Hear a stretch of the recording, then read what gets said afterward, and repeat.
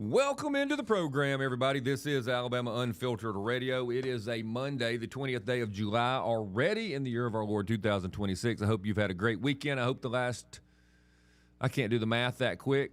I hope you had a good morning, too. Yeah, that's it. Just a good weekend and a good morning, and it's a fantastic day. I'm here, Big Sky Mountain Mosley here as well, making sure we can try our best to broadcast to as many people across the globe as is possible. The YouTube connection looks like it's up. Maybe it is. I tried to change some things around this morning to make all the cameras work. To no avail. Well, keep trying, man. You know, for the first few days, off and on, all the cameras would turn on, and now just one outside camera will work. And I've got one more possible fix, which of course requires spending money, and we'll see if that works. Because the theory now is that the USB buses are overloaded, and it could possibly need an external powered USB port to make sure that the computer is able to not have too many of its resources allocated. It's a bunch of bull crap. So it's become a battle of wills. Yes, and I'm usually losing that will, but I do have an external USB port, but it is not powered, and it runs the hardwire to the internet. It's the Ethernet connection and the connection to the board, which allows it to all work. So I have 4 ports on the PC. Okay? 4. One of them goes out and charges the goofy mouse and the goofy keyboard that we found out the wire only charges. There's no connection between it and the keyboard. You can't just type in. No, it has to be charged up, so it can only do it Bluetooth. Because only Apple would decide that will be Bluetooth only. So if the Bluetooth dies, you have to wait until it charges up enough before you can log into your computer. Can't just be plugged in. Nope, cannot do that because that would be old school. Yeah, they got you. It's just, I know you're not supposed to use the R word, but there's no other reason for that. That's just dumb on their part. But anyway, so you got that plugged in, you have 2 external cameras plugged in, and then you have the USB hub that brings the Ethernet and the board over to that computer. There's only 4 outlets, 4 things. Okay. So maybe that's what it is, but if I go spend money and get a powered one, and then that one doesn't work, because I can't use the old powered ones I have. No, they're not compatible. No, because it's a different kind of USB. Right. I've got to do USB-C now. Right. Got to keep up. I'm just like, whatever. But it's all good. I'm happy. I'm not upset. It is a Monday in the heart of God's country. The World Cup is over. Did you watch the game at all? I watched parts of it. Kept checking back. It was 0-0. And kept Did you watch and the consolation game, the third place game between France and England? No, I did not. I missed that altogether. Lots of crumpets, lots of croissants, lots of wine, lots of beans and toast. Freaking amazing game, Sky. England and France. That's an old rivalry. England and France. It was like Waterloo. There were so many cannon shots being fired. The score ended up being like 6-4. That's a lot of offense. England goes up like 4-0. Okay, the game's over. This is soccer. You can't even get there. Now 2-0, it's over. Oh yeah. You just quit watching. According to all the World Cup-y stuff we've been watching, they're up 4-0. I believe that's correct. France comes back to, I don't know if they ever tied it at 4-4. They come back to 3, I think. Had multiple chances to tie it up. I'm talking these 2 teams, they're not running prevent defenses. They're just going at it. I'm talking about just, if soccer was like that all the time, I can see why people like it. Because it's just shot. It's like hockey.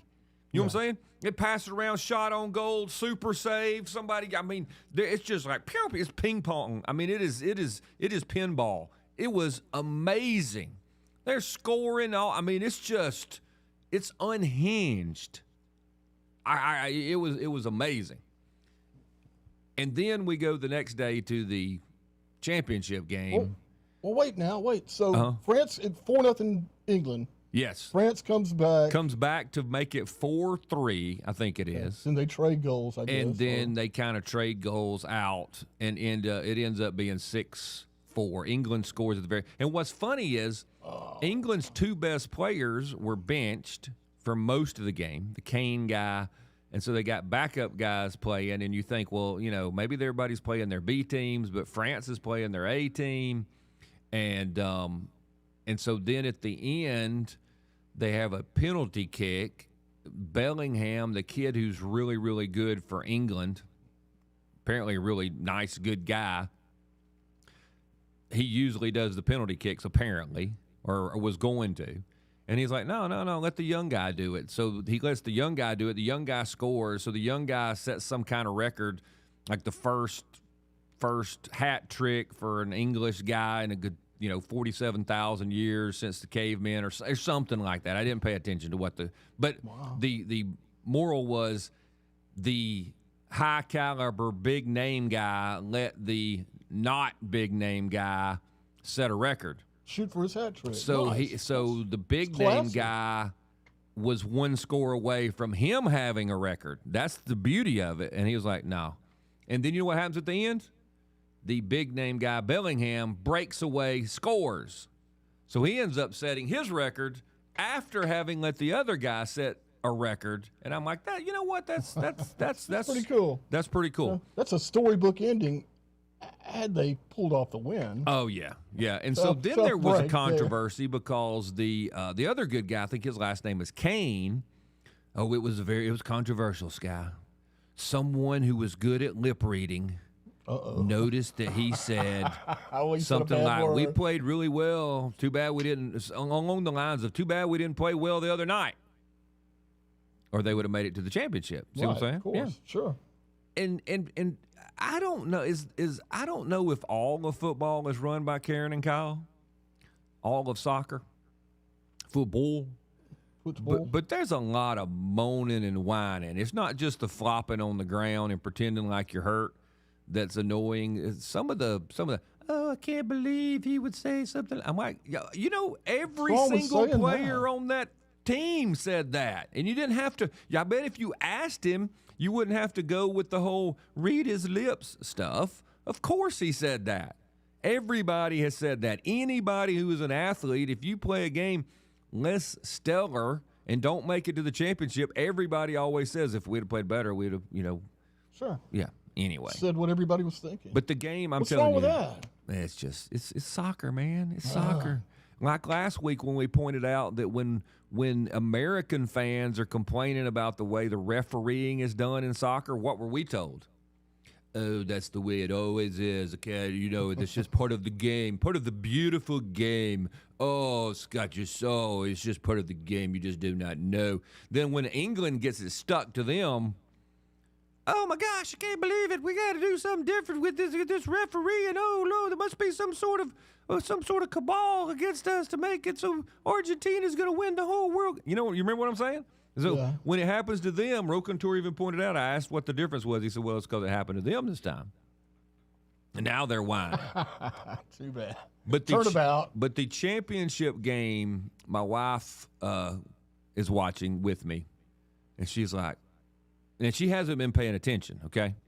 So Lori says, is soccer always this way? This looks like it did when Keller, my oldest son, played in high school. She's like, this looks like then. Is this how it usually is?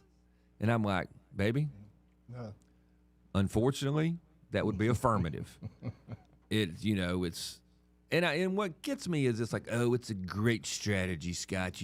If you're the lesser powered team, you stay back on defense until the very, very end. I'm like, well, then play a 10-minute game.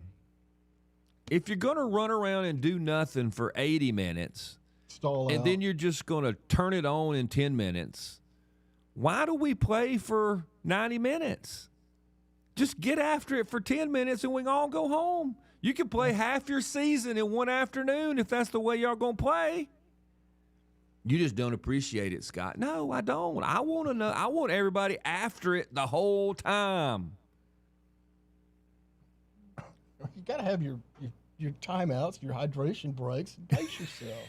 I mean, that's what I'm just like, stop. It's a long game. Stop. I know. So if it's really that long and you have to drag it out, this is not a cross-country meet. You know what I'm saying, Sky? You're not like, I'm going to shuffle for the first 2.5 miles or a marathon. I'm gonna go somewhere. I'm going to pace myself for 25, and in the last mile, 2.5 hours later, I'm going to bust it.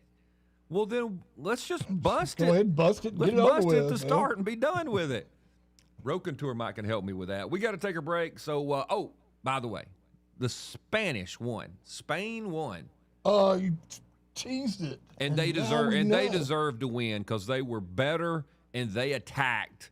I mean, they made the game tolerable, but they shot like 20-something times on goal and could not score. I mean, the Argentine goalie was amazing, and then finally a guy that gets put in as a substitute scores for the win. Roll Spain. There's some really good stories. We got to take a break. We'll be back.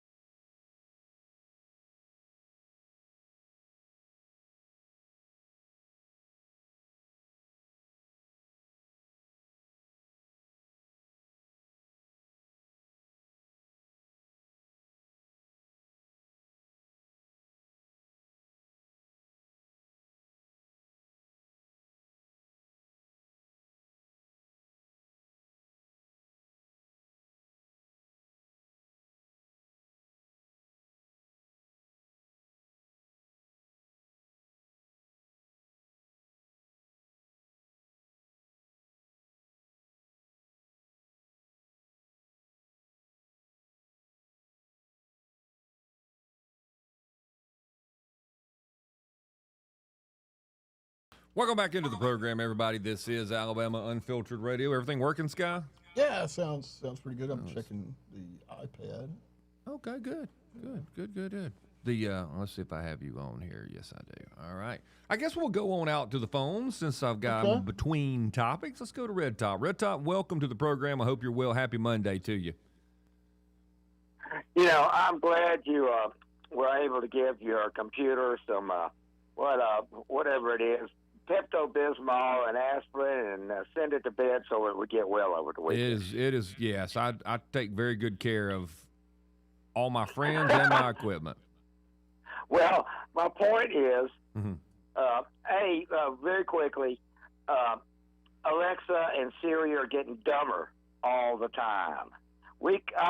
I have a lot of customers with these answer everything, and they're just dumb as hell, guys. They give wrong answers. No, they do give wrong answers. There's no doubt about it. It's what, I try to warn people. Okay. Go ahead. Hey, look, I'm going to give you time, Red Top. You don't got to be stressed out. Okay. Okay. Calm. Breathe. But what I find amusing about this is now I have a feeling if we're going to have to start giving our computers AI antidepressants next. Maybe. We're already doing antiviral with computers because they have so many viruses. And as AI gets more confused and less acclimated to society, it's going to become depressed. So that is the next step for the pharmaceutical companies is software remedies for computers. Now, quickly, this is really fascinating. Did you realize 100,000 tons of space dust comes down on the Earth every day? That explains a lot. Yeah. That's. I used to think the color in the atmosphere was dust from the Earth, but hell, it's not, guys. It is dust from space, and it's constantly out there. So space is really not a vacuum. Also, so we're gaining 100. I do believe that's 2.2 million pounds a day in space dust. We're losing 68,000 tons of gases every day, which of course are being replenished by the Earth. Why are we losing the gases if it's not really a void, not really a vacuum? Well, we don't live in a Ziploc bag, do we? No, we don't. I was always wondered how the gas all stayed on here. It is gravity, and so the gas is going out. It is. It's going out, but it's being produced constantly by the Earth, which now we have been upgraded on the number of trees on the Earth from 900 billion to 3 trillion and counting. Very good news for us. Last facts about the Earth. Sitting in Montgomery, I was wrong. I thought we were doing 660 miles an hour. No, we're doing 900 miles an hour. You're just a little bit slower, and if you want to check how fast you're going at your city rotating, just pull it up on the internet at your latitude. That's because you're closer to the equator. Is it why? That's why we're going a little faster than you. Yeah. You're on the outside. But at 30 degrees, it is going about 898 miles an hour. So that's how fast we're going all day long. And also, Montgomery and Jerusalem Montgomery is 32.44 degrees. Jerusalem is 31.77 degrees. We are at the same latitude. Isn't that fascinating? It is. Yeah. That's last Earth fact. Earth is spinning around the sun at 67,000 miles an hour. And the Earth does wobble more every 5 years in a wobbling cycle, and the fifth year of the wobbling cycle tends to have more earthquakes. Now, if that doesn't excite your Earth news, I don't know what the hell does. It Y'all does. have a great I can barely day. stand it. Hope Thank you, your Red computer Top. don't get roll tide, go Trump. Yep. In other Earth news, it was on this day, 1969, one small step for man, one giant leap for mankind. Really? Yes. Is that Neil Armstrong? Today's the big day. Did he make that quote up, or did somebody give it to him? It was written fed by to him, I understand. Martin Luther King Jr., speechwriter? Yeah, that's it. That's it exactly. Mm-hmm. But somebody did give it to him, or he did make it up? Or is the it way I or is it from a book or something? I understand that it was fed to him to some degree. He may have botched the line, as I recall. It was supposed to be something slightly different than what he actually said. Yeah, I mean that's what I would do. Because if you gave me a quote, I would put it in my mental depository, and then it would come back out in my version, and I would have probably messed it up completely. Let's see. One small step for man, one giant leap for man. Yes, he did. One small step for man. No, he botched it. He intended to say one small step for a man. Mm-hmm. However, the missing A was not included in the transmission, which somewhat changed the meaning of the line. I like it better. Yeah, I do one small too. step for man, as in mankind. Yeah, I think we all understood it as that. Yeah. Huh? Does it say who wrote it? Let's see. Small step. That's blah blah blah. One small step. Well, it appears Neil may have come up with that on his own. He probably stayed up all night. It's actually a pretty good quote. I mean, he probably made it up in the cab on the way over to the studios. I mean, he probably made it up in the cabin before they got there. Yeah. So the whininess on the internet is that when he left out the A, it basically made it redundant because he said for man and for mankind. Now, somewhere between 1969. July the 20th, 1969, and July the 20th, 2026. Did you catch the change? Because in 1969, man meant everybody. Yes, okay. Mankind meant everybody.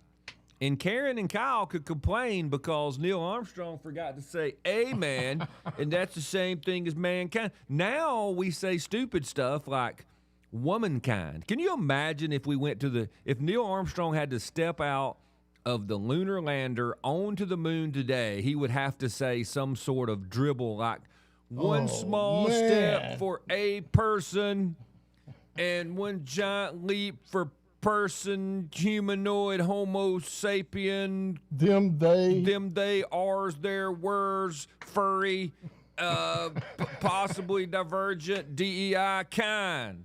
Yay! It's so awesome. And somebody'd still complain be about left it. out. You forgot to say something about the pansexual kind. No wonder we're not going back to the moon. Nobody can write the correct speech. Gee whiz.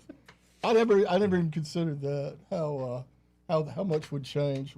One small step for. Yeah, you can't even get started. We just don't have that much time, Neil. We're due to blast off. One small step from a male assigned at birth. One giant leap. I mean, would male assigned at birth do it, or would you have to be non-male assigned at birth? That's only good for non-uterus carrying. What's the other one about?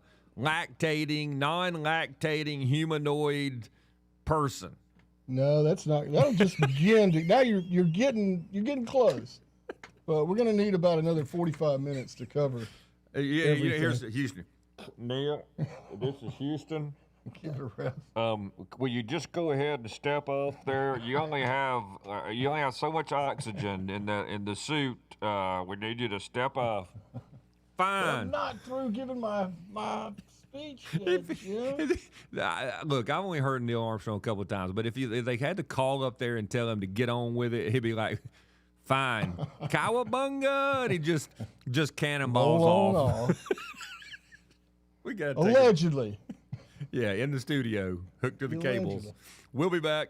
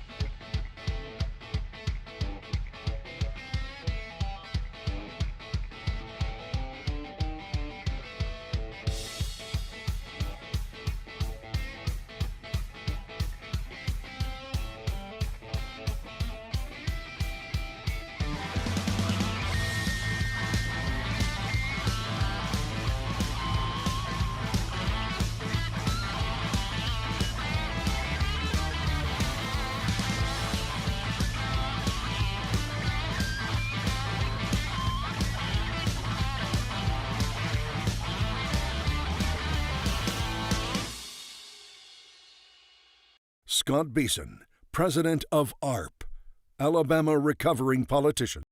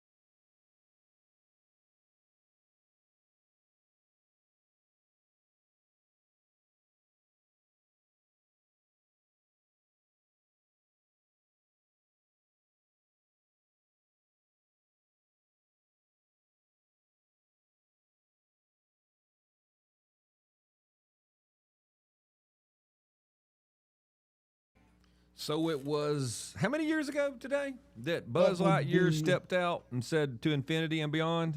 57 years ago today. 57 years ago today, to infinity and beyond. And beyond. That's not what it said. Buzz Lightyear Armstrong.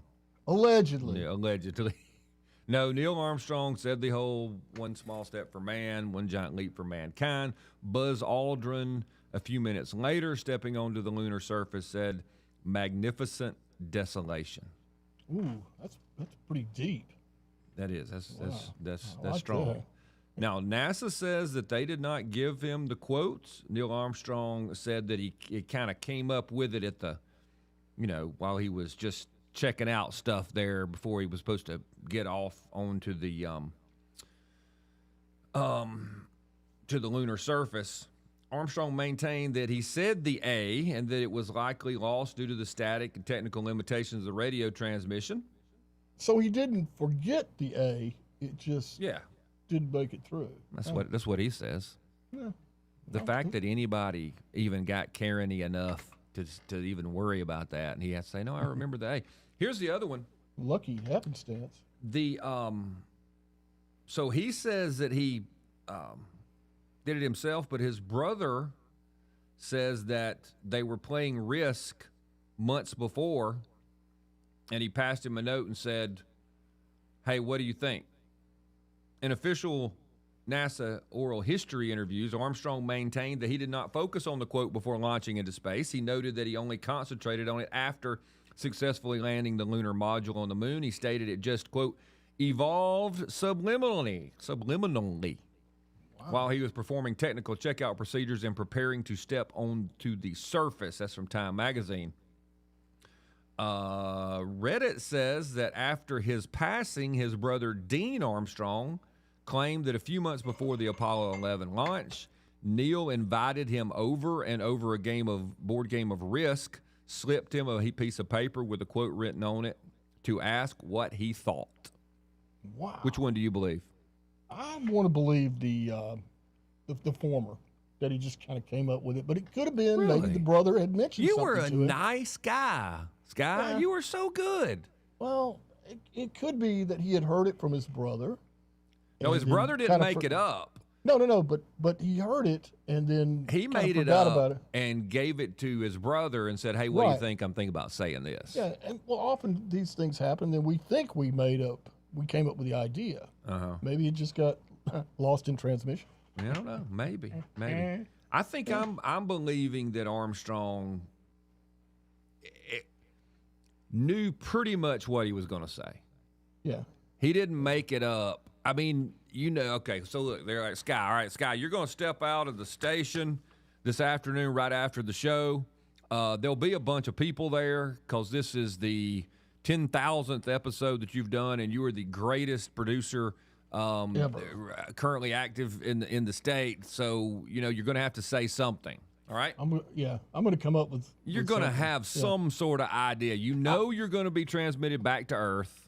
You're going to be the first man on the moon. Yeah. Now, you got to say something. Your humble host would wait till the last minute. And in the famous words would be like, crap, I hope I strapped my boot on right. I'm not sure, am I zipped up right? That's what would happen to me. But I bet Neil Armstrong knew generally what he was going to say. He might have had 4 or 5 choices. Yeah. And then maybe he settled on one right before he stepped out. He picked a winner for he sure. He did. He got a good one. There's no doubt about it. We got, Well, wait, before we change subjects, okay. Do you remember I don't know. I wasn't even born when this happened. The famous knuckleball pitcher, Gaylord Perry. I do remember that name, yes. Okay. 6 years earlier, his manager, Alvin Dark, had made the quote.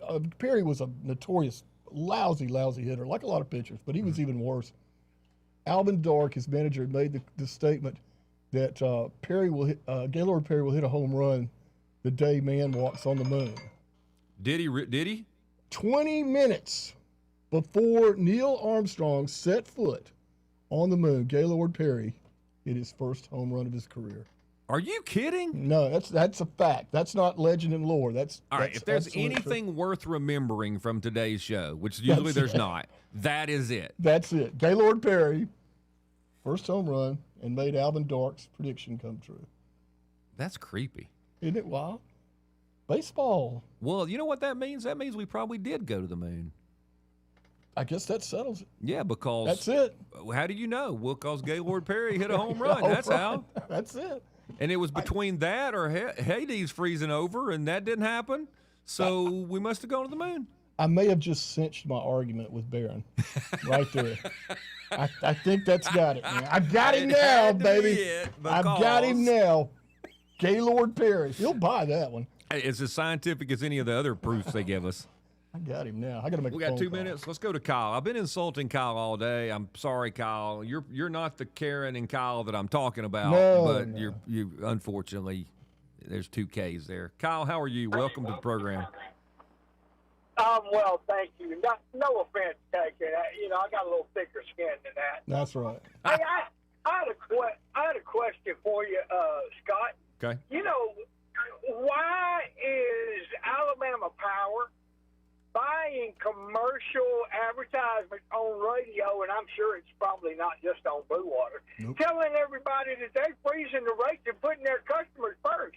My power bill don't say that's the truth.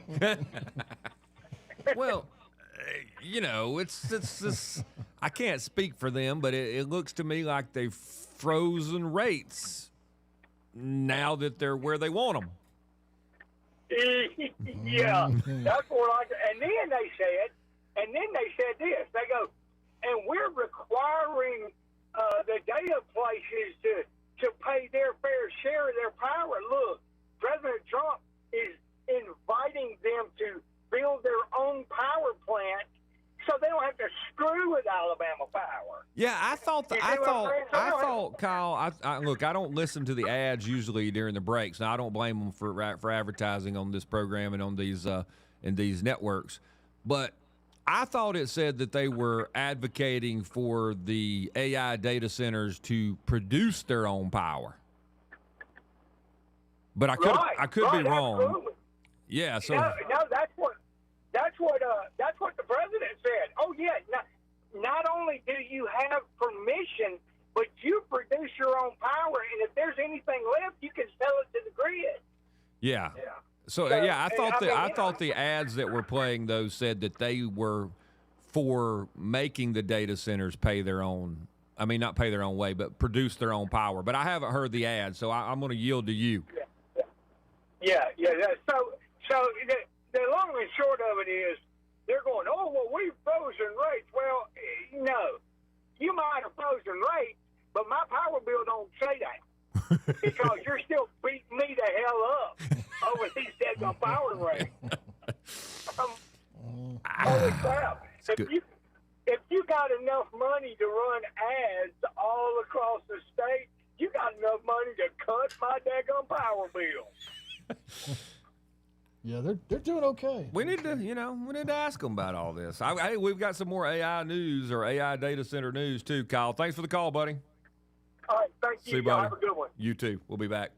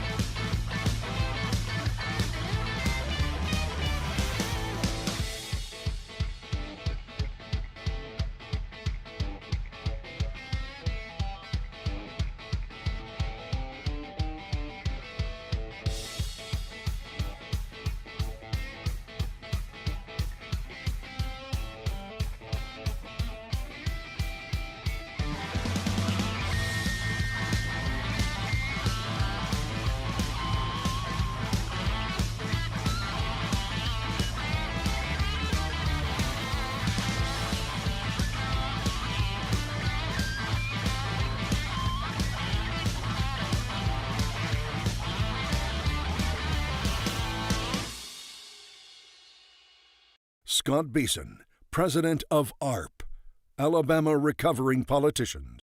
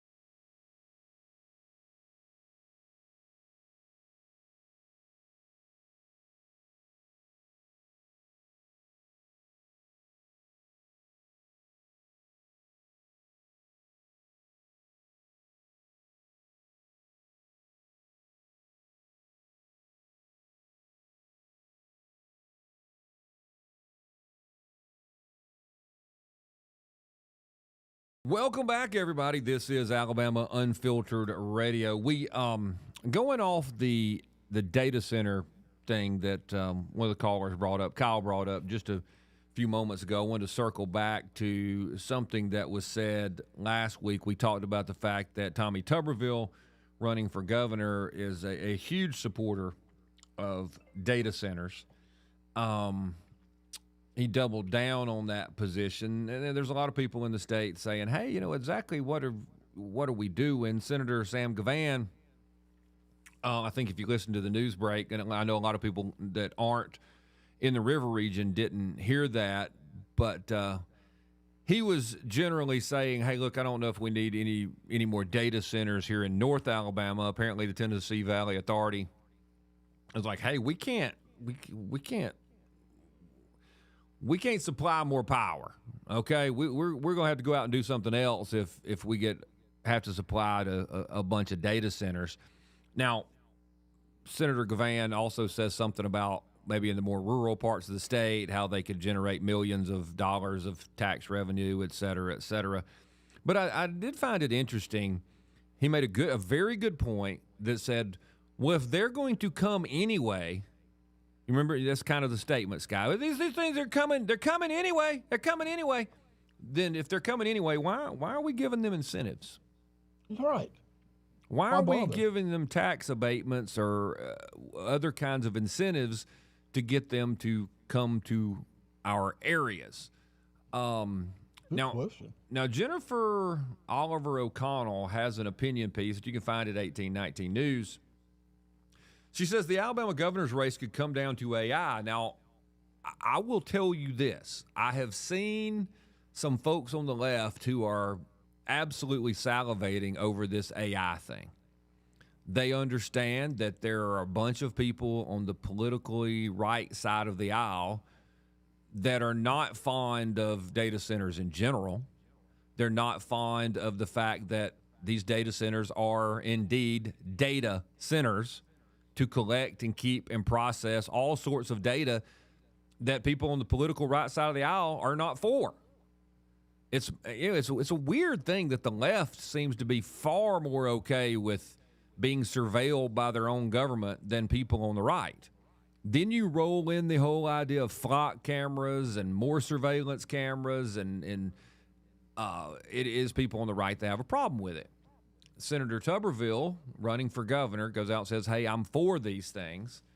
I saw a AL.con personality kind of hammering on the data center thing. Says the legal challenges against Tommy Tuberville's run for Alabama governor are now tabled, so Alabamians can now get into the meat and potatoes of the race, kicking the tires on Tuberville and Democrat candidate and former U.S. Senator Doug Jones. While many consider Tuberville's election in the state's executive office a foregone conclusion, there is still an outside chance that Jones could get an edge in this race. The battle over AI data centers is one of those chances, and it would behoove Tuberville to moderate his tone on them, as many Alabamians don't want their state peppered with them at the expense of the environment, infrastructure, a glut of humans, and increased traffic. I think there are a lot of Alabamians who think that. And when Senator Tuberville he got kind of testy with it. He had the same kind of testiness that Donald Trump has about the Epstein files. Remember, like, you don't like you ain't MAGA. You care about this Epstein stuff, you're not MAGA. And Tommy Tuberville, who I like, have been very supportive of, says, if the people who are against this thing are just listening to Chinese propaganda, basically.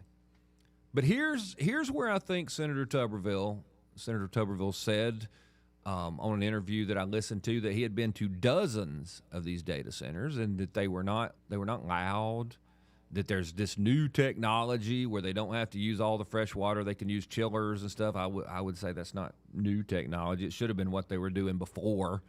And I do think there is, because there are places where they have been sucking up the water, so I don't know why they weren't using the, quote, new technology. My guess is it was cheaper just to suck it up, run it through, and pour it out. So maybe they should be forced to do the chillers, et cetera. But here's where I think he has an out. If he needs an out, Sky, an off ramp. And I think it makes perfect sense because I was not aware of this until the last few days. Now, you are a sound engineer kind of guy. I did not know that I do know. All right, look, I understand what I'm trying to say here because I'm going to get Karen or Kyle one call and say, you're such a dummy. Everybody knows that. I mean, like your dog. Your dog hears sounds you don't know, Scott. That's why dog whistles you can't hear. You're an idiot. Where'd you go to school? I don't. No. Okay, I get all that. I'm acknowledging I know that there is sound that we can't hear. Okay? Okay. I don't know if it's definitionally sound, but it's sound that we can't hear as humans. But I did not know that the charge against many of these data centers, there are some that you can hear the humming, et cetera, whatever. But that's the big problem with these things, Sky, apparently, is that there is sound that is called, what is it? There's infrasound. That's it. Like infrared light. And on the other end of the spectrum, there's ultraviolet light. Well, there's ultrasound, i.e. how we see in the womb, which, by the way, apparently ultrasound is not really good for organisms. So we probably ought to scale back a little bit on shooting the ultrasounds into the old womb.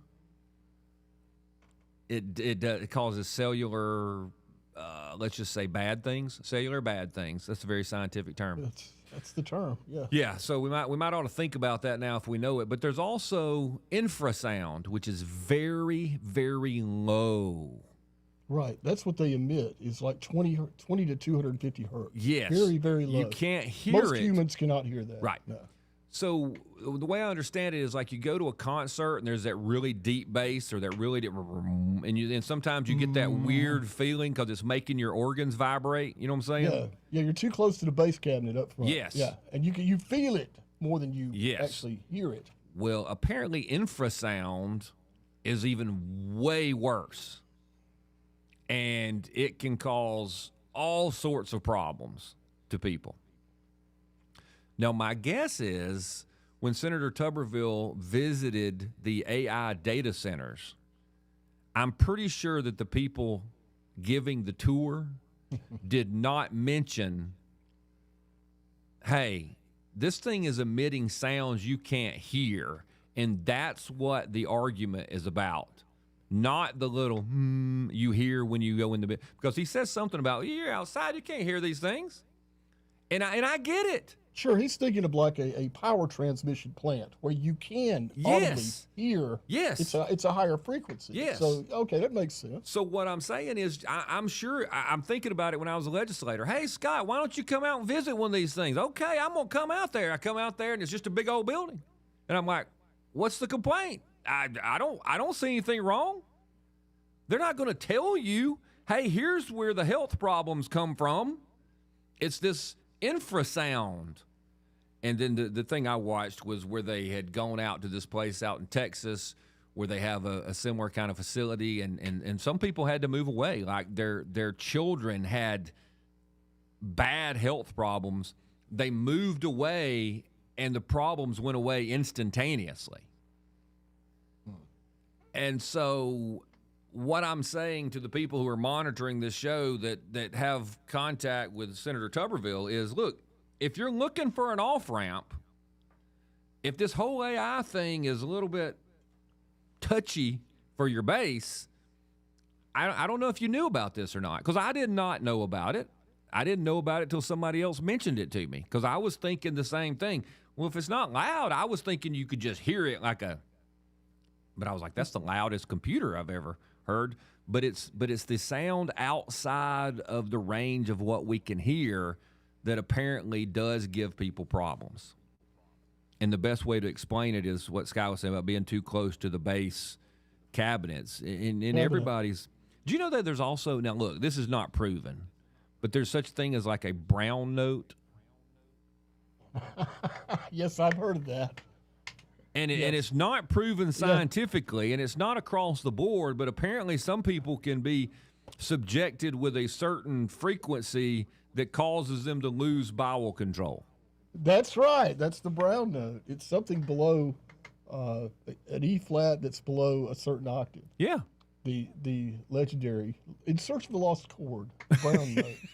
But still, I mean, I would argue that most people listening to us had no idea, and this is all the basis of these sonic weapons, right? That they think and they do exist. Yes, I mean we just apparently confessed to using them in Venezuela, did we not? That's what the press statement. So if we're using weapons that combine these sounds you can't hear on both ends, is there a possibility that these data centers are producing this kind of sound? And if that is the case, that's a problem.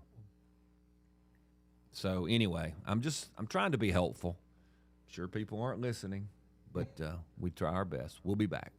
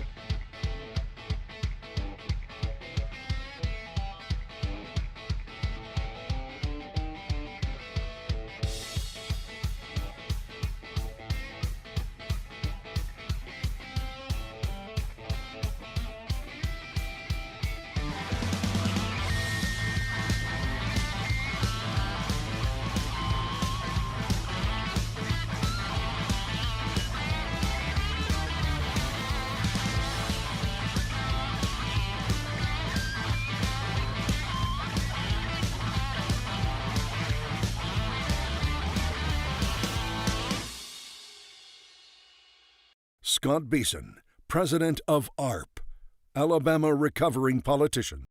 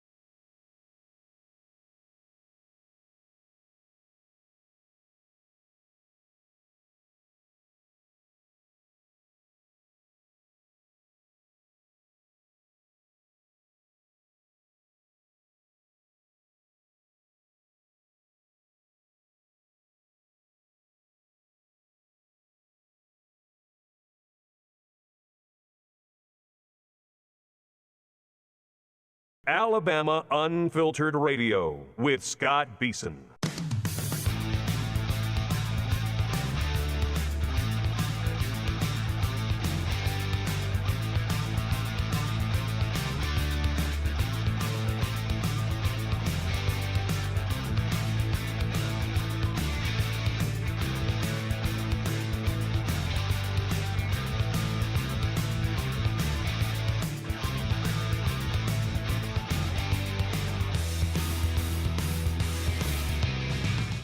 Welcome back, everybody. Goodness gracious, there's so much stuff going on out here. Let's see. We got some folks on topic. What's the order on these, Sky, on topic? On topic, David would be up first. David, welcome to the program. I hope you're well. Happy Monday to you. Hey, guys. How are you? I'm doing great, buddy. How are you? Good. Really quick, Okay. before I talk about the data centers, I have probably been easily to over 100 concerts in my life. Yes. And most of those were rock concerts. And I can tell you that the loudest, most painful bass I ever heard in my life was at the Impact in Montgomery with the country group Little Big Town. Really? I am dead serious. My wife, she found out late that they were coming in town, and our tickets were in the last row of the balcony. And I mean, the bass was so loud. And I'm a bass player. I've been playing bass for over 50 years. Wow. And it hurt my chest. It was so loud. Oh, yeah. I see. I couldn't. That's have the taken it. soundboard guy right there. That's. Oh, yeah. I mean, total engineering screw up. Yeah, I've been to a few shows like that. Yeah.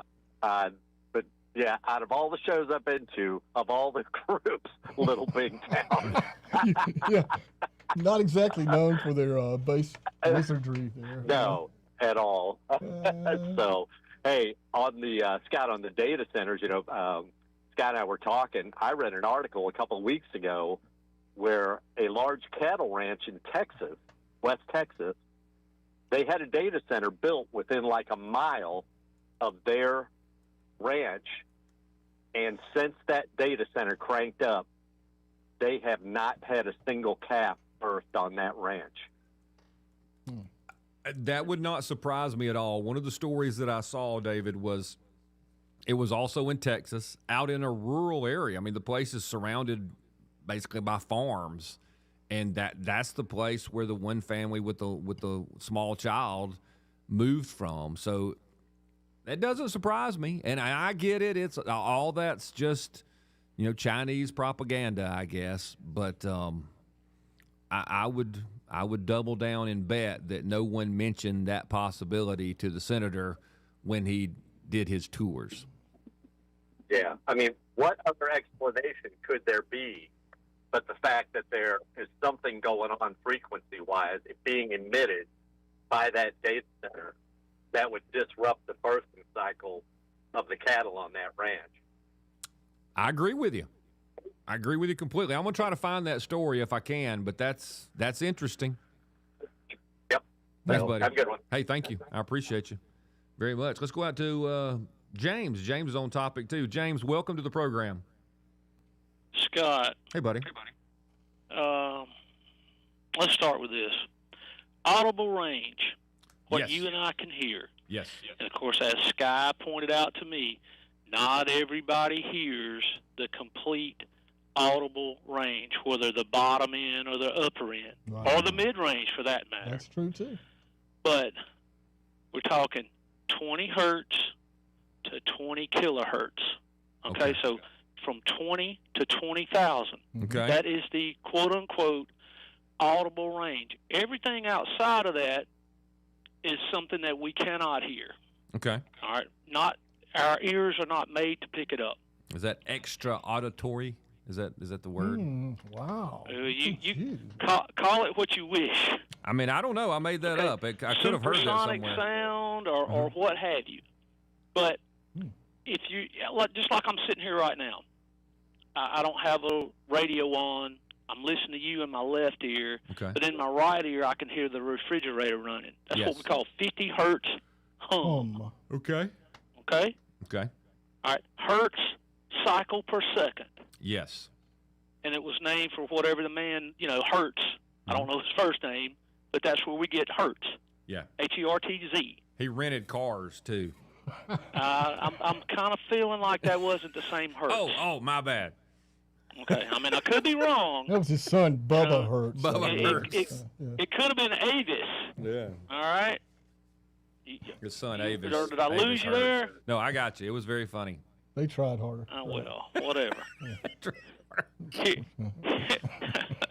Now, before we get to the data centers, the Germans used to fly over battlefields. Yeah. Now, I wasn't there. Okay. Okay? But I think if you'll do some fine research, you will see that they would fly over battlefields with loudspeakers playing subsonic noise below 20, trying to produce bowel movements on the infantry on the ground. Is this the famous Brown? I'm not sure that it is. Okay. You're thinking of terms of notes, Okay. and I'm talking about frequencies. Yeah, we meant frequencies the whole time. Okay. Right. Yeah. All right. But they just call it a brown note. Brown, the legendary. Now, you are having issues, or we are seeing issues with these data centers. Yes. Think in terms of castles. What did people do when they took over a section of a different country, whether it was Normandy or Brittany or wherever, Alsace-Lorraine, or I'm sure I'm butchering the pronunciation on that. They would go in, quiet the people, build a castle, and then they would rule from the castle. Okay. All right? So how do we know that these data centers, the whole purpose of them in the first place, isn't to attack the peasantry with their subsonic noise? We don't. How do we don't know that? We don't know it. No, we don't.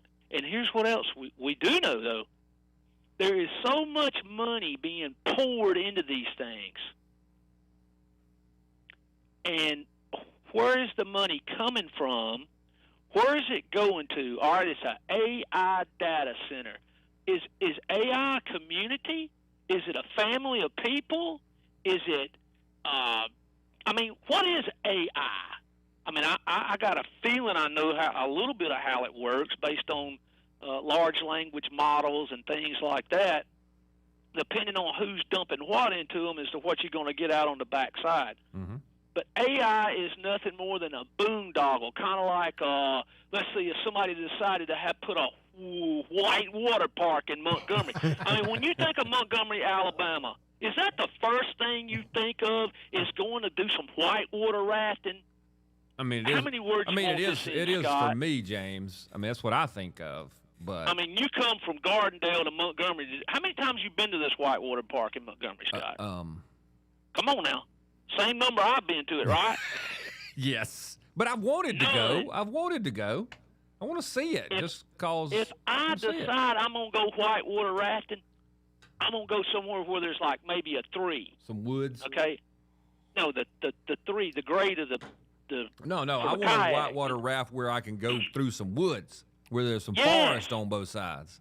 Yes. I'm not going to Montgomery to whitewater raft unless Stephen Reed is going to pay for me to do it. And then I'll get on here and I'll say, woo, I had a good time. Yes. But see, so much money is being poured into these data centers. We don't know where it's coming from, and we don't know where it's going to. But we need some. We need more, James. But we got to have more. Just it. We got to incentivize them to come and build it here. This is not going to be a panacea. It's not going to be a utopia because of somebody put 100 or 1,000 data centers wherever. But Alabama might as well be the back end of everything, just like it's the back end of everything else. That's a good point. Are you following what I'm getting at? The amount of garbage we pump in our rivers, we're up there close to number 1 for reproductive toxins. Yeah. All right? No, I agree. I agree with you. We're close to, we're 2 when it comes to, But see, if we didn't let people exploit us at every turn, James, if we didn't take everybody else's trash, if we didn't let everybody dump into the rivers, no one would do business here, and we would all be poor. More poor. Well, what you're trying to tell me, Scott, we'd have to change the name of the state to something else if we stopped doing that. They wouldn't recognize it as being Alabama. We'd have to call it Georgia City or something. Look, Alabama historically, and y'all know how proud I am of the state. I love the state. I love the people. But our leaders will sell me and you out for $1 in a heartbeat. And if all these liberal groups, AL.con and all that, would get off their fixation on history and say we're being exploited today, maybe somebody would listen to them, but they don't. They can't get out of it. But, man, we just take the brunt of so much stuff just so somebody can claim we got a new business. Emel. You know how Emel got over there in Sumter County? I don't know how it got there, but I've been there. Do your research. We got to take a break. We'll be back.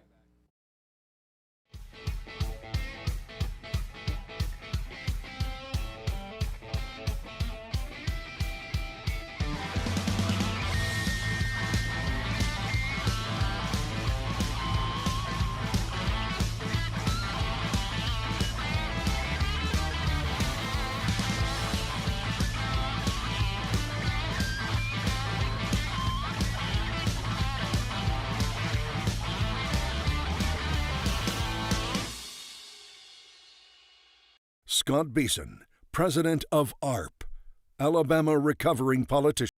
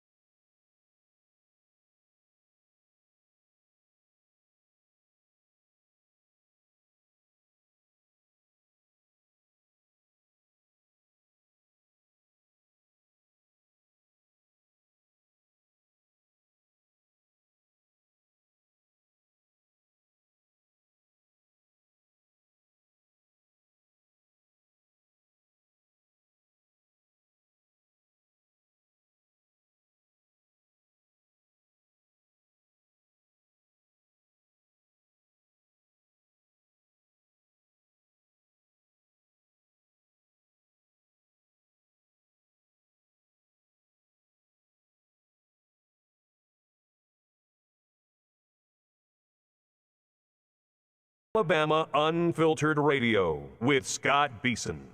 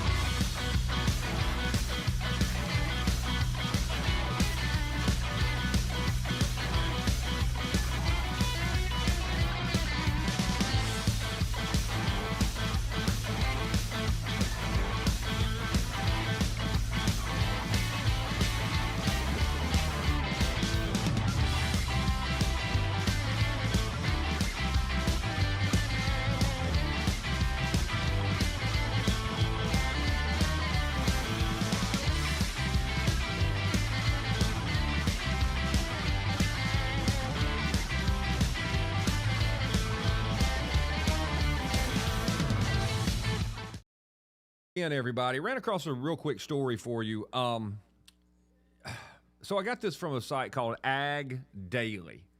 Heidi Serkovich, associate editor. It was written, golly, where's the date on this? June 5th, 2026.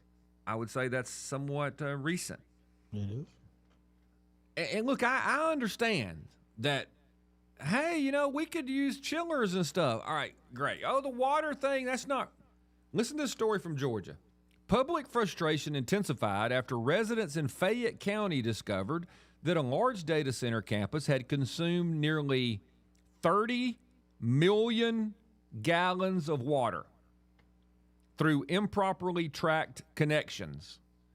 County officials characterized the issue as an administrative oversight, and the operator ultimately paid the retroactive charges.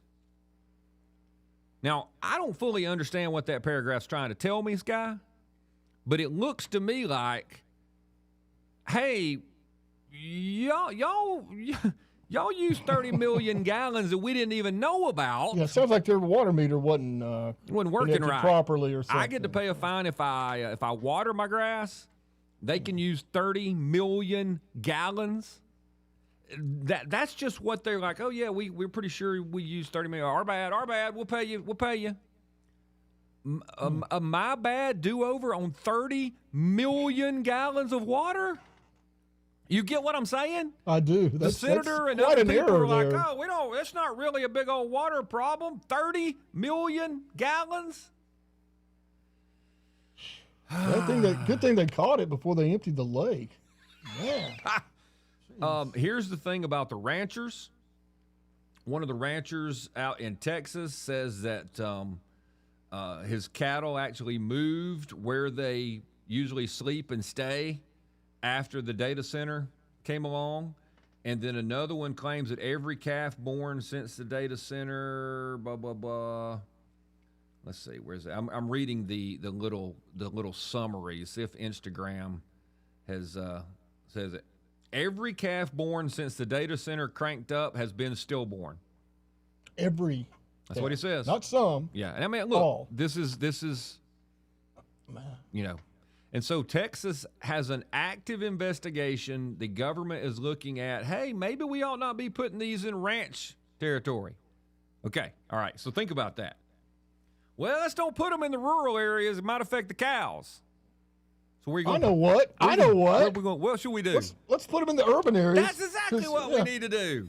Put them near the peoples. Sure. What could go wrong? Nothing. Absolutely nothing. So, but you know what it is, Scott? This is the way we do things in Alabama, all right? We wait until everybody else is like, hey, this is not a good idea. And then we're in the back like Mr. Cotter. Ooh, what's the guy's name? Horseshack.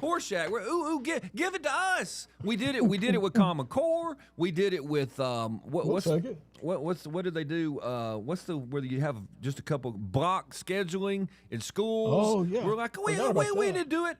I'm in the legislature going, well, these other states did it before us, and they said it does not work. Why are we about to do it? We're behind the curve, and again.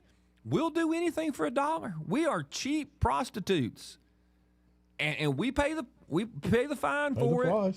We pay the price. We're the ones with the dirty water, and anytime a conservative says, "Hey, let's not poison the lakes," you crazy tree hugger. Let's not just fill the rivers up with silt. You crazy tree hugger, crazy bead wearing, non-showering. You're against business. No, can't we do business without doing that? But here's where I've come to, Sky. Okay.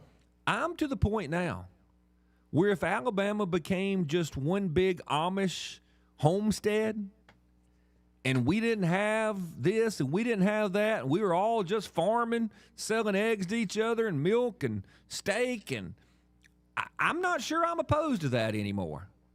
Because every time they give me the promise of, oh, it's going to be great, Scott, just take a few more toxic, a little more toxic waste, and your son and daughter can have a great job. Sure. Now, they may have stillborn children. They may be sterile.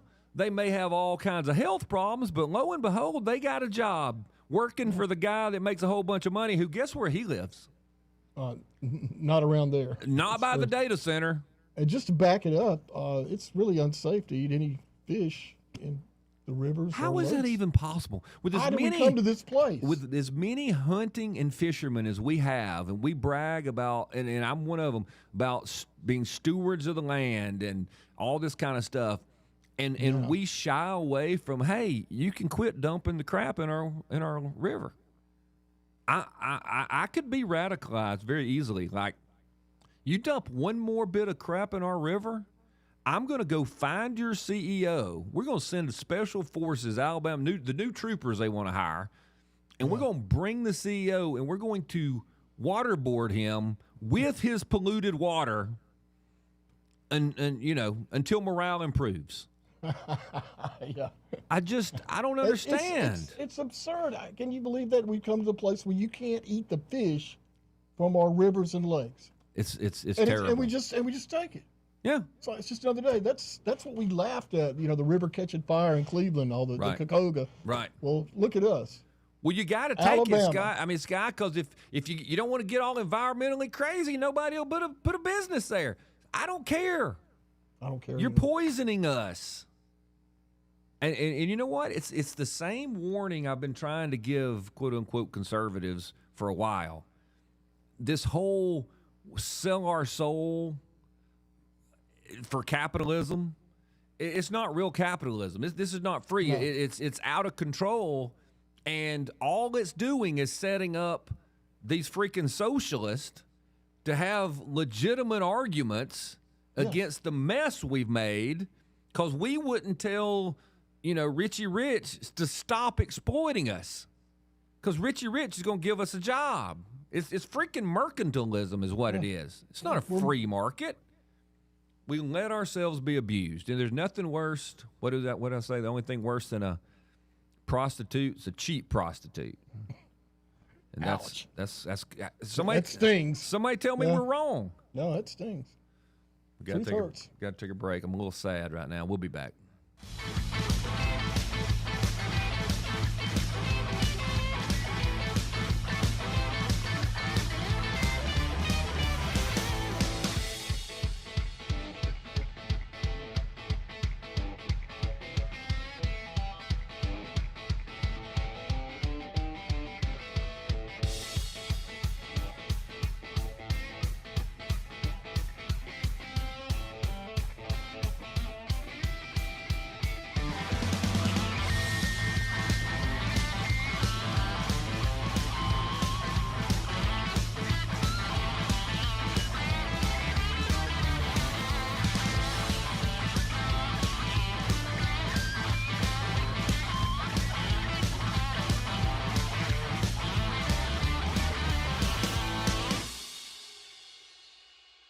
Scott Beason, president of ARP, Alabama Recovering Politician.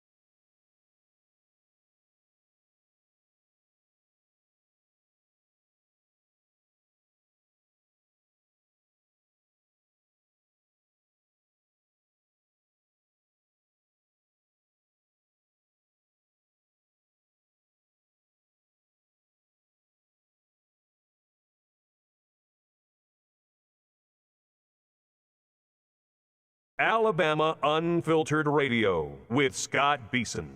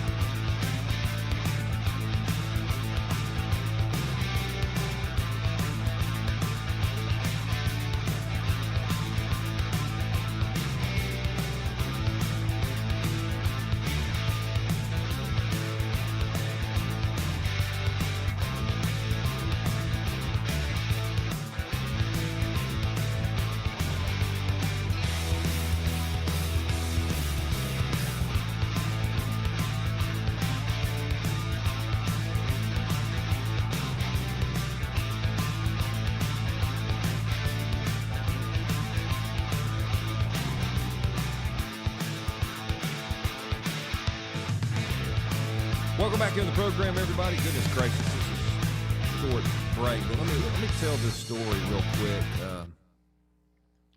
I've got to tell the geology story because I actually did go to school. So, who brought up Emil? Was that Kyle? It was. It's the toxic landfill over in. And look, all this is alleged. I could be completely wrong. Don't want to go against the scientist. We go out there when I'm in college now. That's been 30 years. Go out to near the landfill, the toxic landfill in Emil.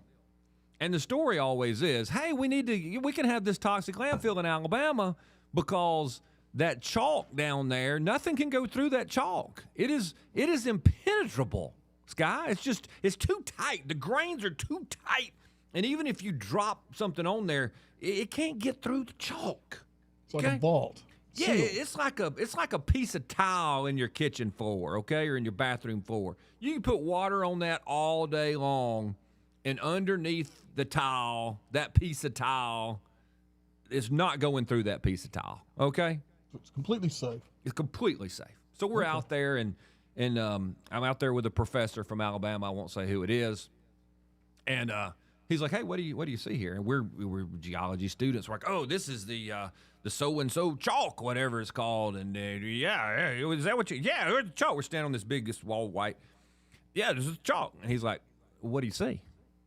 Now we're starting to get stumped. This is the chalk. Yeah, what do you see? And he asked that a couple of times because he was that kind of guy. He wants you to kind of figure it out yourself. And we're just a stone's throw away from the toxic waste landfill that we got to have. We're going to get tons of tax money from this guy, millions of dollars. And he says, "Yeah, this chalk stuff, pretty impenetrable, isn't it?" Yeah, nothing go through this stuff. It's you can't get anything to go through. It's like the tile in your kitchen floor. He says, "What are those brown? What's the brown streaks on the ground right there?" And now we're panicking because we're like, I don't know. Somebody says, "Well, it looks like a crack." He's like, "Yeah, what do you think the brown's from? Water going through the cracks?" He's like, "Yeah, it's probably a great place for a toxic waste landfill." And we just leave, Sky. That's the whole discussion. It is purely to make us think, oh, this is impenetrable. Yeah, I think the lesson was clear. Yes. Now look, I'm not alleging that it's not, okay? Y'all can trust it till the day the cows come home. It's all perfect. But in my example of the tile, imagine if your tile guy came in and butted all the tile together in your kitchen, and instead of putting grout, just put a little bit of sand in there. And now you spill something on your kitchen floor, it doesn't go through the tile. But it doggone will go through that crack between the tiles, won't it? Yes. And I don't know if it takes 100 years. I don't know if it takes 50 years. But I know I'm 30 years out of college. So I'm a fifth away of 150 years. Just me. You get what I'm saying? I do. So the people that sold this bill of goods that this was completely safe and impenetrable, Yeah.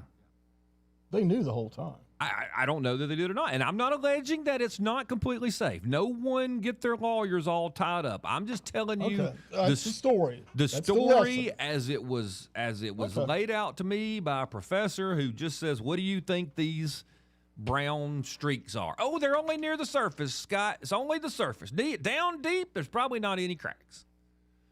Sure. Probably not any. Right. So then I went and looked at how many millions we've gotten, and yes, we've gotten millions and hundreds of millions. $5.50 per ton. There was a time, though, Sky, where we made a lot more, and then we came back, and the legislature kind of readjusted the per ton tax. Because if you tax it too much, nobody will be sending their old toxic stuff here, and then you lose jobs. You don't want to lose jobs in an economically depressed part of the state, do you? We sold our soul. It's that kind of stuff, you know? It's depressing, man. And so you ask But people somebody, need to know about this. Yeah, and I don't 'Cause know. This is how business is done, apparently, in Right. this state. It just sell you out. Sell you out. It seems that way. And For again, what? I'm not a legend, so nobody take whatever. It's and as far as I know, other than you know what, that one place we were standing is the only place anywhere around there that has any cracks. Okay, only that place over there where they actually put it is solid. Nothing will ever get through. Right. Okay. But what happens in 100 years is not that long. And then No, not somebody in the scheme of things. No. Somebody But- shows up and maybe it was leaking. You know what? All the cats that made all the money, they long dead. Yeah. Not their problem. I don't know. I just know what was. I guess what I'm passing on is what was hinted to me. Okay, and my takeaway from that guy who told us that, all the students that could have absolutely been wrong, and the experts in the state are completely right. How's that? Okay. Disclaimer. Yeah. Acknowledged. Yeah, fair. It's all good. We'll be back.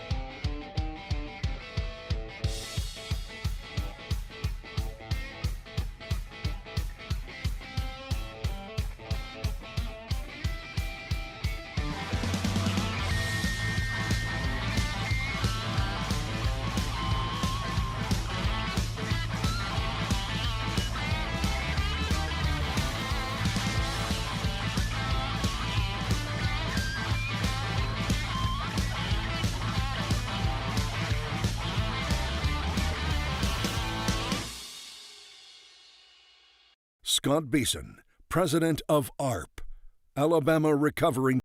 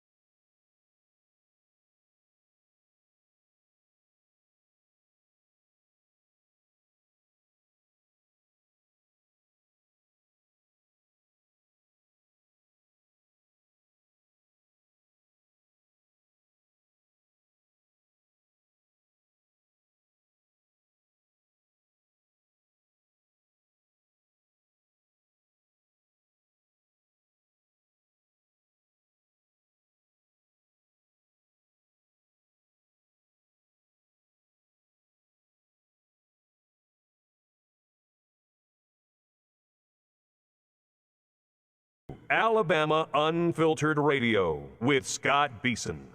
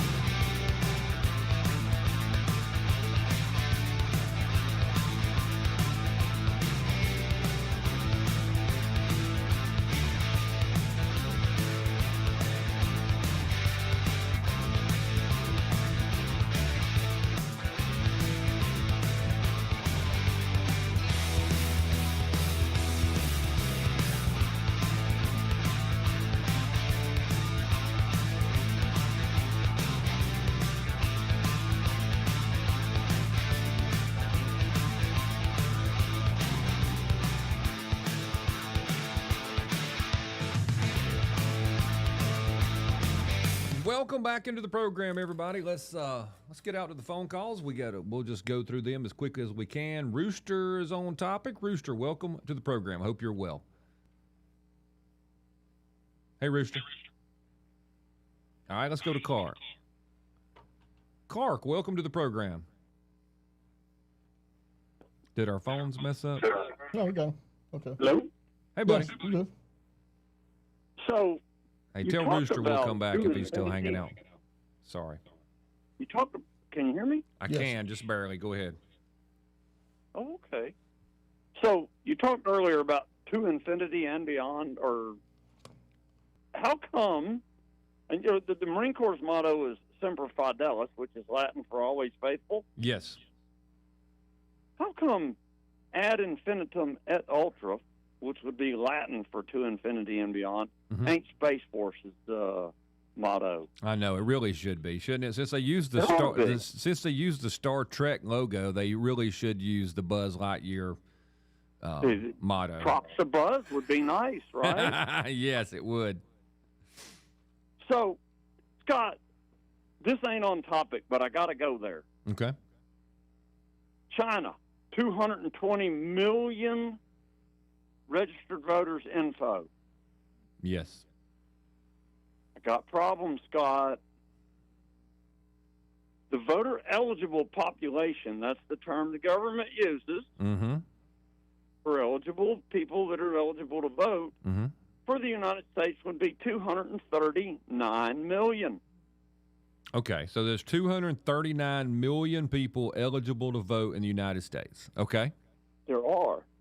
Now, if you calculated that 85% of the eligible people registered to vote, okay, and that's a very optimistic number because not that many people register to vote. Okay. But if you use that, okay, you would get 203 million registered voters in the United States, which is 17 million more than China hacked and got data for.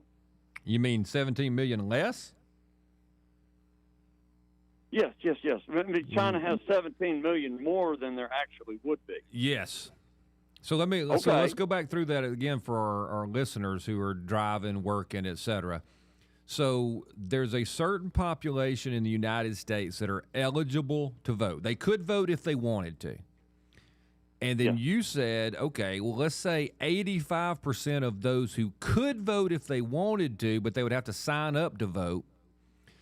If 85% of them actually signed up to vote, registered to vote, you would end up at 203 million people. Yes. China stole records for 220 million voters. Yes. So they have at least 17 million more registered voters information than the United States could have registered voters. Could have registered now, let's voters. Use a more realistic number. Okay. And go with 70%. Okay.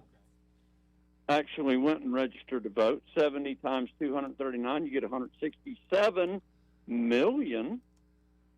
That means China has data on 53 million registered voters that do not exist. That's funny.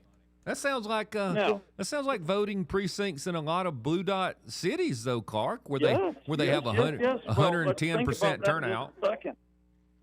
I don't think China made anything up. I think they actually hacked our stuff and came up with that 220 million figure. Now, 4 states, I believe it was Tom Homan that informed us, 4 states, 250,000 bogus voters is what they found. Now, Scott, that's 4 states that were very willing to cooperate with the federal government. We've got 18 states that have told the federal government, you can't look at our records. Right. You're not allowed to see them. If there's 250,000 in states that are willing to cooperate, how many in the 18 that aren't? That makes me curious.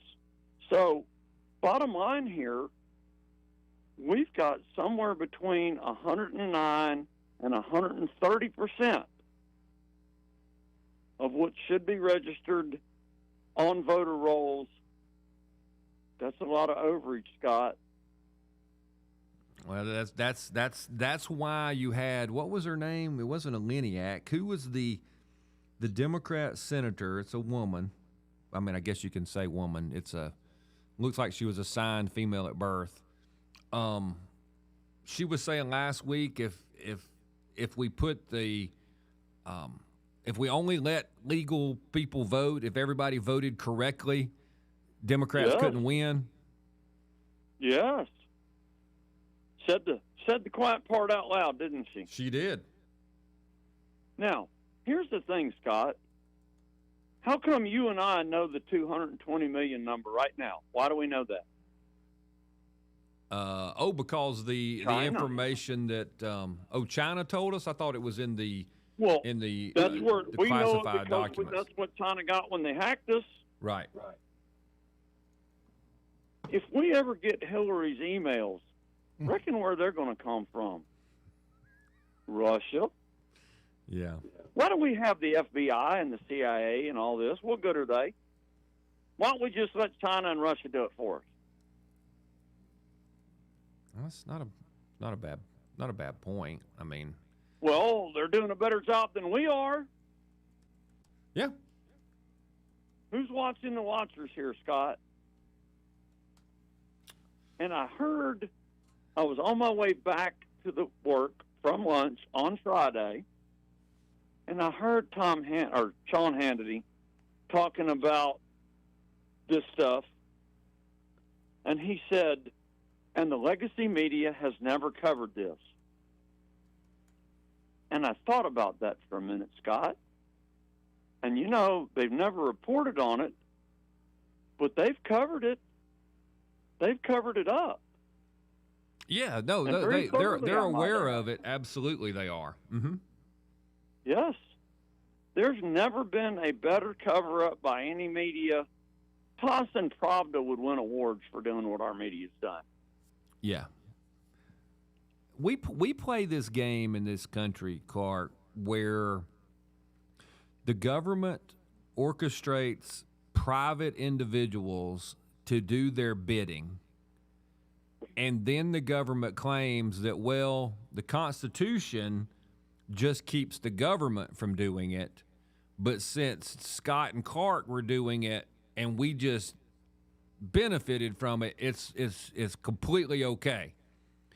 There's the argument to be made that a bunch of the tech companies are indeed offshoots or appendages of the government, but it's okay if all that collected data gets back to the government because it's a private entity that scarfed it all up, and the media is no different. I would argue that Pravda could barely hold a candle to what our mainstream media does in the United States. I mean, they just are in lockstep because they're centralized. It only takes a handful of people at the top, and they tell us what we need to know. They said it the other night, Clark. The President of the United States has a primetime news conference to say, hey, here's the cheating in our elections. And I can play for you, what's that guy's name? He's the Vanderbilt. I think he's the Vanderbilt son or grandson. What is his name over on CNN? Anyway, what is his name? We're going to watch it for you, and then we're going to fact check it for you. And if there's anything you need to know, then we'll report it. Right. When news breaks, they fix it. Got it. Sky says it all the time. You don't hate the press in this country enough. The legacy media. You can't possibly hate them enough. No, we don't. They are the enemy. That's just the way it is. Yep. Talking about getting private individuals to do things, isn't it NGOs, Scott? Isn't that who they get to do most of this? They do that, but a lot of it seems to be these tech companies too that they start from nowhere and all of a sudden non-governmental organization. Do you remember in the movie G.I. Jane where old Demi Moore was in the 06's office and said something about she wasn't there to make a statement?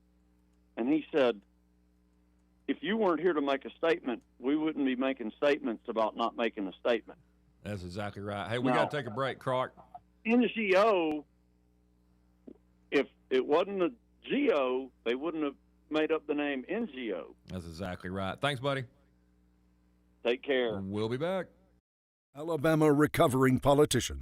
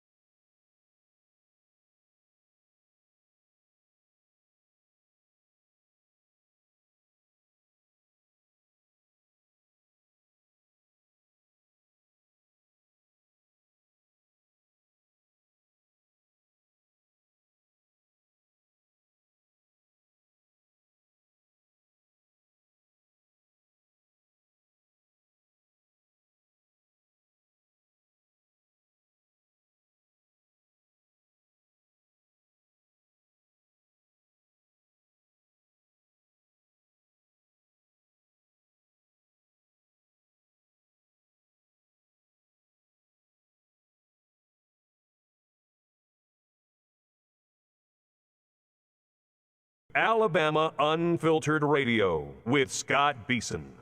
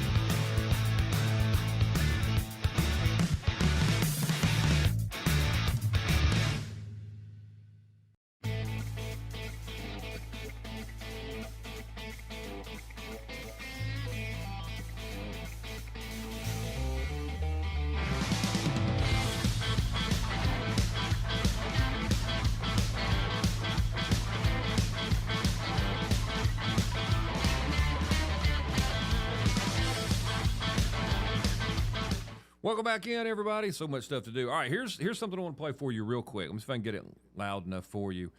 I believe this is Anderson Cooper. I get my pasty-looking, weird-looking dudes from cable news mixed up sometimes. I think it is, and his mama was like Gloria Vanderbilt. That's what I was trying to remember. Is that so? Yeah. Look it up. I didn't realize that. He got his job over there being super duper host at a major cable place because he was like the best guy. It had nothing to do with. I knew he was somebody's famous family. son, but gotta I be. didn't know. So this is what he said on CNN when President Trump was doing his laying out the, hey, we've got corruption in our voting system. Okay. I don't think there's any curse words here. Let me back it up for you. Here we go. I'm ready. Reminder to our viewers, we'll be watching tonight's presidential address and listening to what the president says tonight. But we're not going to take it live, as we've been discussing. That's because this president, sadly, has a history of misleading and in some cases simply false statements on what we've been talking about tonight, election security and integrity. Also, the White House earlier today said he would be showing newly classified documents, so we want to make sure that we have time to review those documents, talk to experts about them, contextualize whatever he says or shows before airing it. But if there is news, we will bring it to you ASAP. When have you ever seen something like this? All right. Did y'all hear all that? I heard it. I believe I understood it. Yes. Hey, we're not going to show you what the president said. We're not going to let you listen to what the president's saying because he's going to be talking about stuff that we say is debunked. And then he's going to have some classified documents that we're going to look at before, and then we'll let you know. That is unbelievable. If they're suitable for viewer consumption, yeah, we'll decide that for you because how do you reconcile that? I don't. Yeah, how do you do that? No. With a straight face, with an air of moral superiority. That's what gets me. But hey, look, he's a Vanderbilt. Who am I to argue with him? Well, it's CNN. So let's go. Are we back in order now? Can we I go back to believe so. Rooster? Let's go back to Yes. Rooster. Rooster, welcome to the program. Thank you for listening. Can you hear me now? I can hear you. There was nothing, not even a scratch, Nothing. a mumble, nothing the first time, Rooster. Cock-a-doodle-doo, nothing. No. So I what's don't up? know what happened, but hey, we're hooked up now. Yes, sir. Look here, I got a couple of things, and then I'm gonna wrap it up with a bow on top at the end. Okay. If you don't lose patience with me. Okay, don't they say that knowledge is power? That's what they say. And also, don't words mean things? Well, they used to. I don't know if that's true anymore. Yeah. Oh, okay. You said something about being proud of Alabama, being in Alabama, and all that. Yeah, I love the people of Alabama. I'm proud of it. I do too, but I pride goeth before destruction. Anyway, let's look at some words and understand what we're talking about. Okay, Alabama. Okay, ALA. That's pretty close to Allah, ain't it? Yeah. And hey, wait a minute now. Okay, all right, I'm following you. Don't lose your mind yet. Okay. Okay, the scriptures say there's a place called Bama that is a place where sacrifices are made to idols. Wow, we're doing sacrifices to Allah in the name of our state, and we all proud of that. Oh boy. Yeah. But now, that's just the tip of the iceberg. Now the big thing is, they moved the capital of Alabama from Cahaba to Montgomery. Yeah, Cahaba had a tendency to flood. Yeah, well, they didn't have to move it all the way over to Montgomery. But let me give you something about that name. Okay. Okay, in Old English, Mont, M-O-N-T, is another way of saying mount, like a mountain. Yeah, like a mountain. Yeah. Okay, mount, and then the next part is Gomer, Gomery. Now, who in the hell is Gomer? Well, let's look at the scriptures again. Okay, the first son of Noah was Japheth. Well, you don't really have a J in there, but we'll say that that way because that's what everybody knows. Okay, Japheth was the firstborn son of Noah. Okay. Well, he had a son named Gomer. Okay. Ain't that a trip? And now guess who the son of Gomer is? Who? Ashkenaz. N-A-Z. I got you. Ashkenazi. Mm-hmm. Ain't that something? We got Montgomery. Mount Gomer, and who is the daddy of Ashkenazi. Okay. Wow, ain't that a trip? So there you go, man, the words. And you know what? And the reason that they're able to get away with all this is because of one of the most favorite things you do when you first come on the air is you start talking about ball games. Now, look, I got a list here of all the balls. Now, there's probably more than that. I'll probably miss one. All right, let's see. Let's start at the top here. We got Chinese checkers. Them little marbles they put in on the board. Mm-hmm. You got holes in it, and then you go from there. You go cat-eye marbles when you was a little boy. Didn't you play with marbles? Yeah, I had some. I didn't know how the game was played. But then you go to pinballs, ping pong balls, golf balls, tennis balls, baseballs, softballs, footballs.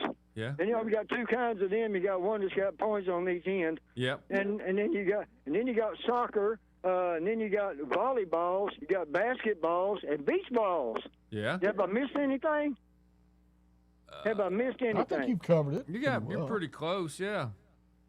But who in the hell's dreaming up all this stuff for balls to keep us all distracted? So we don't know what in the hell is going on. Thank you, Rooster. I think Rooster is referring to bread and circus. He is. The theme there. Yeah. Sky got it right that time. Yeah. Thanks, buddy. I appreciate you, boys. Thank you. All right, but got to water chickens. I got you. I thought Alabama was named after like the Creek language. Yes. Or the Cherokee language. One of those. Like it meant like plants or plant gatherers or something like that, wasn't it? No, we shouldn't. All right. I think that's true. Hold on. Let me do some typing. The name. Okay, here we go. All right. The name Alabama originates from the Native American tribe of the same name. The Alabamians. The word passed from the indigenous language into European maps as early as the 16th and 17th century, often spelled Alabamu or Alabama, Alibamu, or Alabaman with an N and O-N on the end, eventually applied to the river and the state. Alba meaning plant, herbs, or vegetation. Ammo meaning to cut, to gather. So it's vegetation gatherers or thicket clearers. How about that? Yeah. Describes how the tribe cleared land to grow their crops. Yeah. Yeah. Pretty smart. Alabama. Pretty smart guys. Yeah. Apparently. We're learning a lot this morning, aren't we? I mean, look, I like a good conspiracy, okay? Sure, as much as the next guy. Yeah. Right. But that's kind of, I don't know. That one was rough for me. Rough. Yeah, my head still hurts.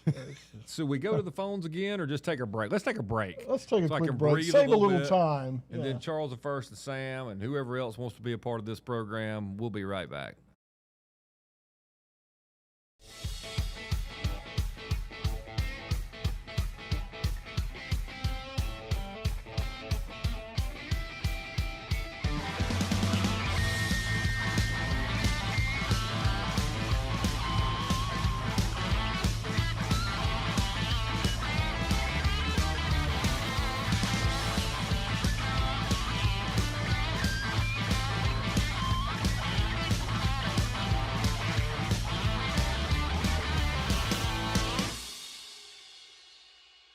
Scott Beason, president of ARP, Alabama Recovering.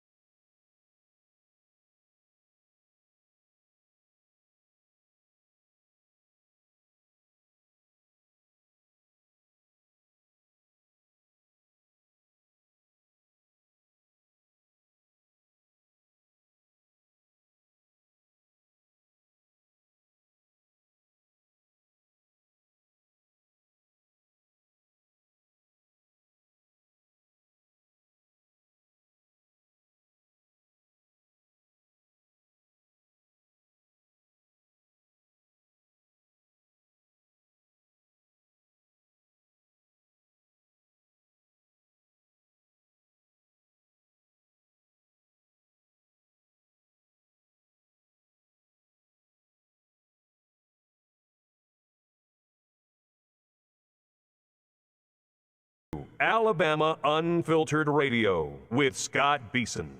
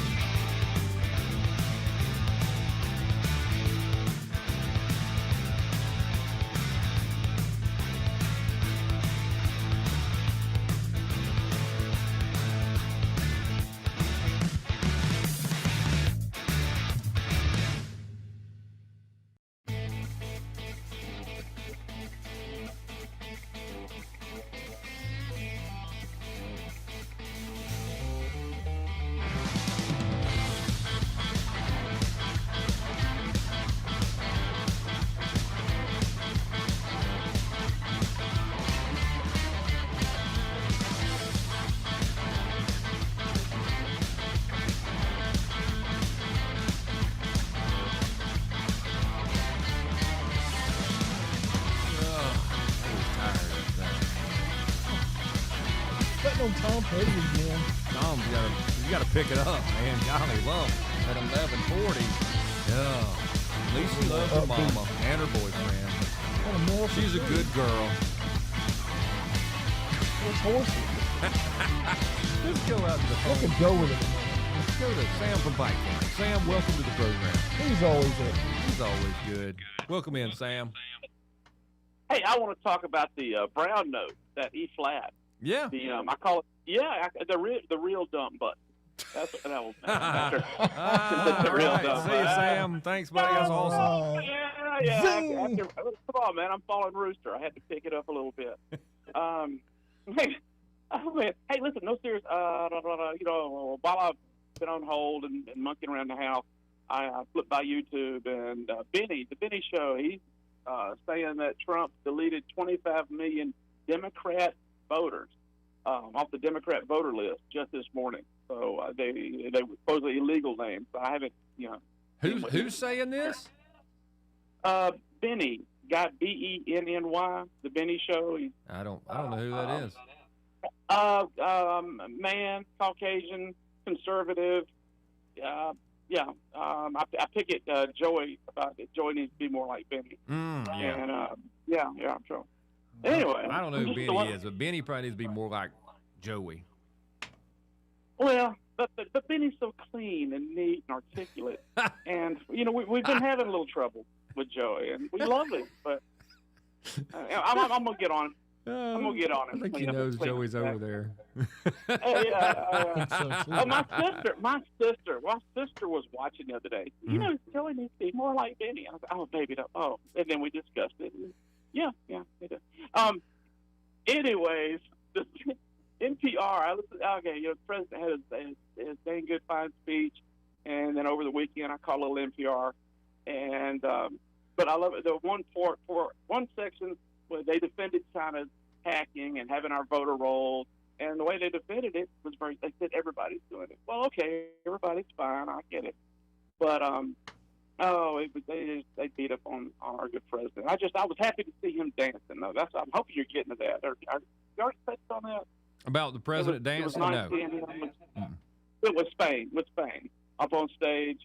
You saw how the soccer lot. I watched most of the award part, but I missed the dancing part. Did Trump present the award? Yeah, they were giving. He was helping put on medals, and I guess he gave the final trophy. Yeah, it was all part of it. It was all part of that, and classic. It was what, man. It sure was nice.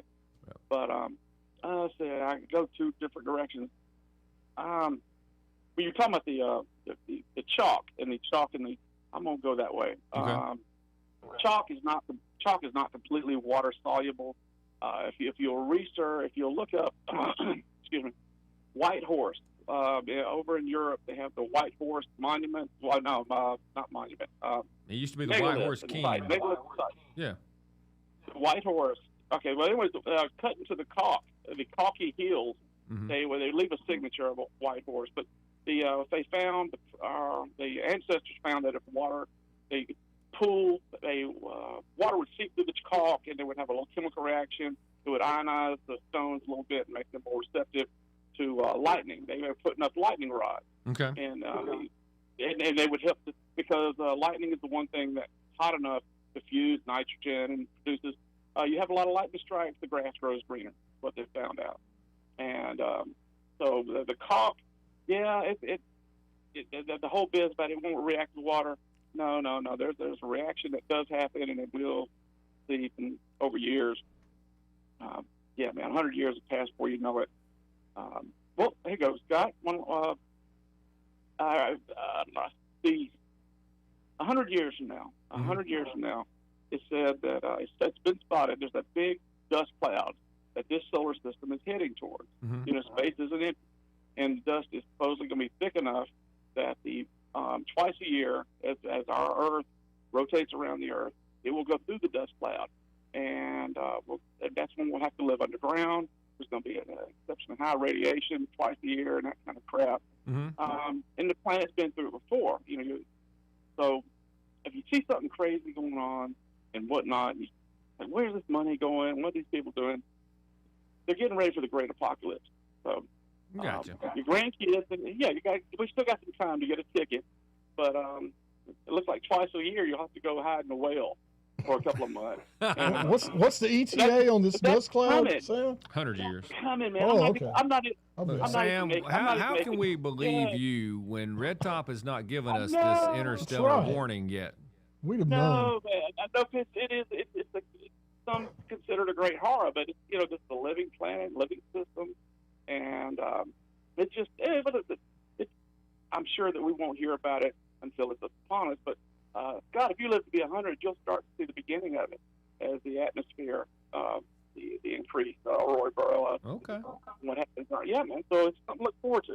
All right, I'll be looking out. Thanks, buddy. Dang, I'm sorry I slowed the show down, but no, you did good. That's fine. That's stuff we did not know. I promise. Thank you, Sam. Yeah, let's go back to that. Thanks, Sam. Beason button. Let's go back to that dump button. All right. Appreciate you. Yeah. Oh, wow. It's red though. It's not brown. It's a brown note, right? The dump button. Oh, the dump button's red. Well, maybe ours red. needs to be brown. Just I bring a think little so. thing, stick over it.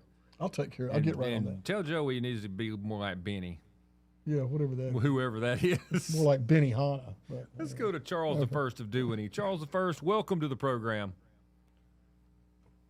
Hey, Scott. Thanks for having me on. Appreciate it a lot. Yeah. I'm going to help everybody out. I'm going to help everybody out that has the problem of the AI data centers coming to where they are. Okay. Because there's brand new things that no one's aware of, okay? Mm-hmm. It's NVIDIA, okay? NVIDIA has figured out a way to almost make the noise really, really where it's not going to be perceptible. Not use as much water, not use as much power, and it's called the AI Compute Partnership. And anybody that has AI coming and building, you go to your county commissioner or whoever it might be, and you say you want NVIDIA included. Now, you can look this up yourself, Scott, by looking up Rubin liquid cooling 45 degrees centigrade in reference to NVIDIA, NVIDEA, okay? Yeah, I got you. This is very new, okay? They did it, but they announced this on June the 21st and 22nd. Okay. And then this partnership is just last week.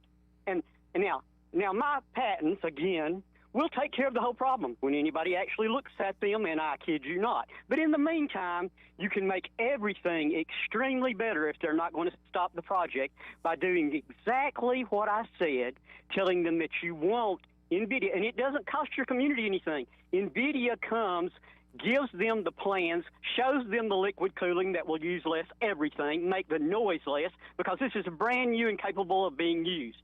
Now, they will... We lost him. All right. He went too far. Yep, they cut him off. I'm gonna put him back on hold and see if we can get him back. This sounds like a full out actual loss. All right, let's go to where was those things I wanted to tell y'all about? Let's see. No, I was expecting that to last the whole time. There's some good stuff over here. Where is it? You don't want to know that one. Ireland, you don't want to know that one. Nobody cares. Oh, this is a good one. You remember the last couple of weeks where we kept getting the stories of Ukraine is firing all their drones and they're attacking all the way to Moscow and all these places. Now, we didn't really talk about what that actually means, okay? That means that the Ukrainians decided that the battle was not between the military forces aligned against each other at the front.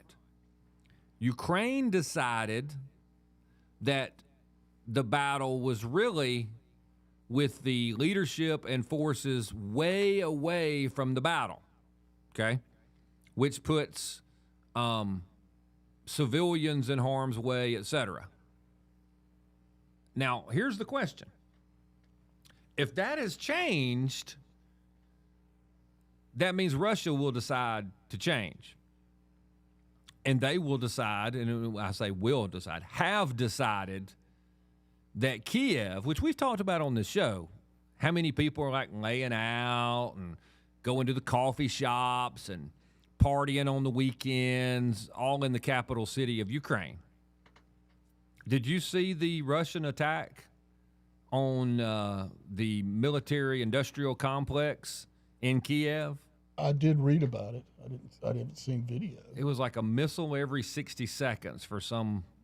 So we're attacking civilian targets. Well, now they're Ukraine? attacking targets in Kiev. So my point is that the whole idea of, hey, we're just going to fight it out amongst the military at the front, I think Russia's finally said, okay, if y'all are going to attack us deep in the homeland, we're coming for you.